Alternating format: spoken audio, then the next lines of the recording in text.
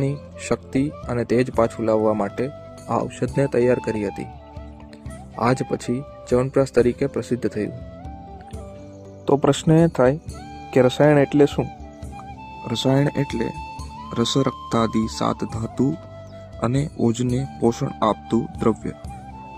આયુર્વેદમાં રસાયણ એટલે એવા દ્રવ્યોને કહેવામાં આવે કે જે શરીરને તંદુરસ્ત, યુવાન, દીર્ઘાયુ, તેજસ્વી અને રોગ પ્રતિકારક શક્તિ ધરાવતું બનાવે.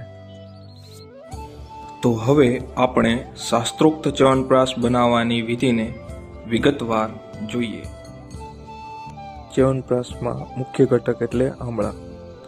રસાયણ દ્રવ્યોમાં પણ આમ્લકમ વયસ્થાપનાના આચાર્ય ચરકે આયુને સ્થિર રાખવા માટે આમળા શ્રેષ્ઠ જણાવ્યા.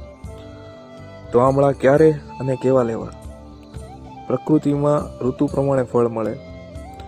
ઉનાળામાં ઠંડક આપતા ફળો જેમ કે શક્કરટેટી, તરબૂચ, પપૈયા, કેરી જેવા ફળો મળે.